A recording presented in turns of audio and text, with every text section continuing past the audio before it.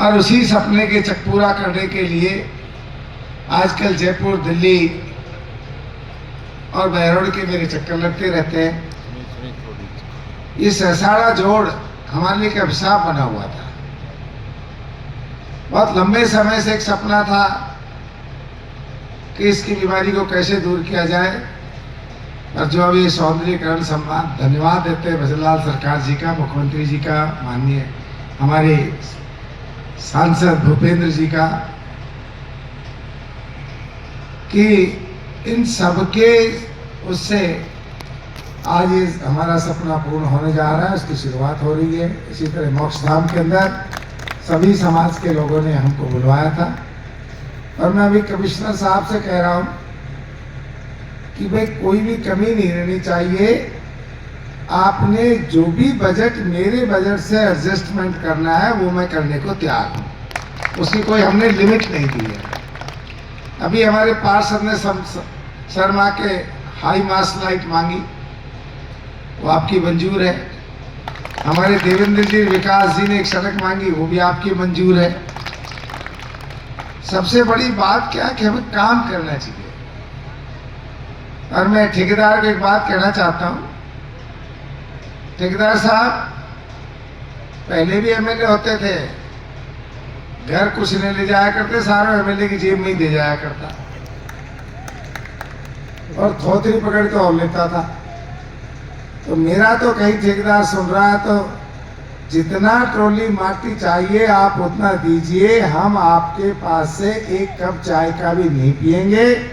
और मैं शमशान घाट कमेटी से भी कहना चाहता हूं, और मैं कमिश्नर साहब से भी कहना चाहता हूं, ये एक जनता का काम है, सार्वजनिक काम है, सब लोग अपनी अपनी जेब से पैसा लगा रहे हैं, तो इसके अंदर आप भी मजबूती से बड़ा दिल करते हुए इनको परमिशन तो नहीं, ऑफिशियल नहीं दे सकते, पर अनऑफिशियली ठेकेदार को कह देना कि भैया जितना चाहिए माटी और 2 फीट गहरी बेच देना। कौन सा लिमिट कर रखी है हमने कि 40 फीट की बेचती, 60 फीट बेच देना साहब, क्यों भाई? और हमारा काम अच्छा होना चाहिए, जितनी ज़्यादा गहरी खुदेगी उतना हमारी सुंदरता है, उतना ही ज़्यादा पानी हमारा लिए। और गुरु जी ने कोई वाहन रोकने के लिए भी जगह की बात की है, वो भी। अब दूसरी बात, ये इसके सौंदर्यीकरण के अंदर जब भी 4 लगेंगे, मेरे कार्यकाल के अंदर आप क्या है बात को सुनते हो, फिर एक दूसरे के खिलाफ होकर उसमें हमको भी लपेट लेते हो। मेरे कार्यकाल में 62 करोड़ रुपया इसके सीवरेज के मंजूर हुए थे। 24 करोड़ रुपया मैं मंजूर करके गया था पानी के। उन पानी के पैसों का तो भी कोई अता पता नहीं, और वो जो 24 करोड़ का सीवरेज का काम होना था वो भी लैप्स हो गया, उसका भी कोई अता पता नहीं। ये हमारे पूर्व विधायक जी की देन रही, फिर भी उसके कोई दीवाने तो है, उसका हम क्या करें।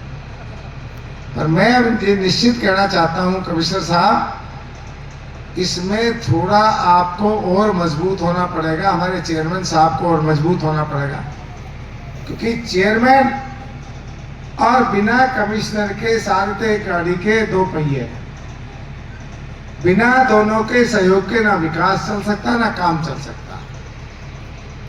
और मैं भी आप लोगों से निवेदन करता हूं, यहाँ पर कमिश्नर साहब आप हमारे चेयरमैन साहब को सहयोग किया करो, और चेयरमैन साहब आप भी आत्मा में ये लेके चलो कि हमारा जिंदगी है तो विकास है, पैसा हमारे लिए कुछ भी नहीं है।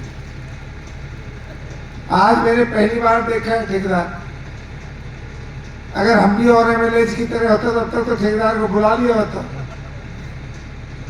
तो मैं देखिए यार, हमारे जीवन का अर्थ ही नहीं है 2 दिन बाद ऐसी जगह बैठे मोक्ष धाम में, कुछ भी ना लेके जाओ, 2.5-3 क्विंटल लकड़ी के अलावा कुछ भी ना मिल जाए, और वो भी टाइम पे मिल जाए तो बहुत बड़ी बात है। तो इसलिए मैं तो निवेदन करूंगा इस जोड़ी से, माननीय कमिश्नर साहब से, माननीय हमारे चेयरमैन साहब से, कि आपका झगड़ा पट्टी मेट के और विकास पर ध्यान दो। और कमिश्नर साहब आप भी बड़ा दिल करते हुए हमारे चेयरमैन साहब का कोई बकाया है, जेन्युइन है तो उसको कर दो। कई बार ये बातें हो चुकी है, हमारा चेयरमैन बहुत दुखी हुआ है।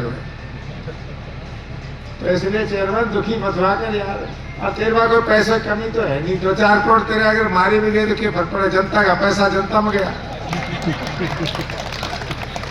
तो अब एक मैं अभी से ही माननीय हमारे कमिश्नर साहब से बात करना चाहता हूं कि मेरी माननीय मंत्री जी से, माननीय मुख्यमंत्री जी से और सरकार से डीएलबी में बात हुई, क्योंकि कुदरती मंत्री भी मेरा निजी दोस्त है और जो सेक्रेटरी है वो भी हमारे एक तरह से परिवार का हिस्सा है। मैं जब मंत्री था तो वो मेरे सेक्रेटरी थे, तो हमारा विकास कहीं रुक ही नहीं सकता। अब ये सीवर क्या सुनते सुनते आपके भी कान पके होंगे, सीवरेज सीवरेज सीवरेज। तो हमने तय किया है कि अब हमने इसको 3 फेज में बना रहे हैं। अब माननीय कमिश्नर साहब और चेयरमैन साहब बैठे हुए हैं, आप लोग इस तरह तैयार करो उसको, हम 3 फेज में कराना चाहते हैं कि जिससे काम रुके भी नहीं, पूरा शहर खुद के पड़ा भी ना रहे, अटके भी नहीं, और बहुत जल्दी से जल्दी हमारा सीवरेज का काम भी पूरा हो जाए। क्योंकि एक साथ अगर सारा शहर खुद गया तो हमारे लोगों में बर्दाश्त करने की हिम्मत नहीं, 2 दिन में हमको गाड़ी देने लग जाएंगे अच्छा की जगह। तो हमने इसके 3 फेज बनवा के आया हूँ मैं, 22 करोड़ 22 करोड़ 22 करोड़ टोटल लगेंगे 66 करोड़। तो अभी जो 22 करोड़ का था, क्योंकि इस बजट में हमें 20 करोड़ की घोषणा हुई थी, तो वो 22, उसमें 2 करोड़ रुपए बढ़ रहे हैं, तो वो 22 करोड़ रुपए के लिए फाइनेंस में फाइल चली गई है।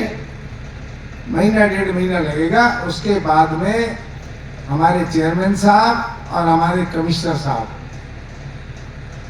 साहब जानते हैं, एक्सपीरियंस होल्डर हैं, खूब इन्होंने काम कराए हैं, तो अभी से ही वो रूपरेखा बना ले कि हमारी पहली किस्त 3 किस्तों में जो हम काम करेंगे, पहली किस्त 100% हमारी मंजूर होने जा रही है, जिससे 22 करोड़ के 3, पहला फेज ये, दूसरा ये, तीसरा।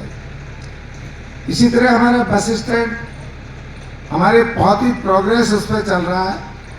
कमिश्नर साहब से मैंने रिक्वेस्ट की है कि रोडवेज नहीं बनाएगी, वो तो खाद खड़े कर दिए हैं, उनके पास पैसा नहीं है, जो और वो गलती भी मेरी की हुई है उस टाइम की।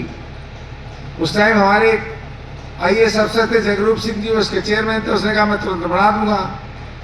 मैं हट गया, वो भी उस पद से हट गए और वो रह गया। तो अब कमिश्नर साहब जितनी जल्दी हो सके आपकी हिम्मत करके मैं आपके साथ हूँ, आप इस जमीन को वापस लो, और जो लोग यहाँ बहुत बड़े बड़े सेठ ही बैठे, व्यापारी बैठे, सबसे बड़ा कमाई का भी काम करा रहा हूँ, ये बहुत ही आगे बढ़ेगा, बहुत आगे बढ़ रहा है और कोई जगह नहीं है। उसमें बस स्टैंड पे दुनिया भर की दुकानें निकलेंगी, दुनिया भर की जमीन है, दुनिया भर का किराया आएगा, दुनिया भर की दुकानें नीलाम होगी। इसलिए कोई भी अपना ग्रुप बना के पीपी मोड़ पे उसको देख आवे, जमीन को बनाने के लिए तैयार हो, हमारे कमिश्नर साहब से बात कर ले, मैं सरकार से बात करा के और उनको वो ठेका दे देंगे, जो 90 साल का 100 साल का जो भी पट्टा होता है, मुझे ध्यान नहीं उसका। तो आप देखो ये बहुत बड़ा व्यापार है, अपने ही लोगों के हाथ में व्यापार आया कि बाहर के लोग आके नहीं देंगे। ये भी काम आपका बहुत जल्दी चालू हो जाएगा। आपका बहुत बड़ा एक पानी की किल्लत को देखते हुए 11.5 करोड़ रुपए मंजूर कराए थे। हमेशा आपने घोषणाएं ही सुनी होगी, 10 ट्यूबवेल सोता नाला के अंदर लगेंगे, जगह चिन्हित हो गई, सब काम हो गए हैं। 10 दिन में, 5 दिन में, 15 दिन में फाइनेंस से मंजूर होकर हमारी फाइल आ जाएगी और वो आपका पानी का भी काम शुरू हो जाएगा। नहर तो जब आएगी आएगी, पर ये ऐसी स्कीम बनवाई है जो कम से कम बहरोड को 50 साल तक तो पानी की कमी नहीं होगी। दूसरा बहुत बड़ा बांध हमने घोषणा की थी कोहरी के पास में, वो भी हमारा मंजूर होकर आ गया है। कभी भी उसके टेंडर से हो सकते हैं, कभी भी चालू हो सकता है। मतलब एक भी काम ऐसा नहीं हो रहेगा जो मेरे कार्यकाल के अंदर अधूरा रह जाए। ये सड़कें थी, कितना बुरा हाल था, ना पेड़ों का पता, ना सड़कों का पता। अभी तो चालू है, अभी तो काम चालू हो रहे। आदमी काम करने वाला हो, जनप्रतिनिधि ईमानदार हो, अफसर उसका सहयोग करे, निश्चित रूप से वो काम बहुत जल्दी बढ़ेंगे। तो आप इसी तरह से, मैं गुरु जी से अग्रवाल साहब से कहना चाहता हूँ, खूब सुंदर बनवा लो। मैंने कह दिया है कमिश्नर साहब को कि जितना पैसा ये लगवाओ लगाओ, और वो फिर मेरे कोटे से मैं तुरंत एक दिन में ही आपका समायोजन कर दूंगा अगर आपकी जरूरत पड़ेगी तो। इसलिए कोई वो नहीं है, खूब अपने काम कराओ। आप जो कर रहे हो सहयोग से, अब तो धन्यवाद। बल्कि अब तो ये लोग फिर 2 दिन में ये वीडियो चलाता रहेगा। ऐसा सुंदर मोक्ष धाम बन रहा है। तो मैं मोहित से रास्ते में कहता यार कि हमारा तो पुरखे भी यहीं फूके थे। तो मैंने कहा यार तो सिलपट्टा की जगह मुझे तो यहीं फूक देना लाके उस टाइम। चलो, क्योंकि कुछ ना कुछ पत्रकारों को सब्जेक्ट और भी दिखते रहना चाहिए। धन्यवाद। जय हिंद, जय भारत।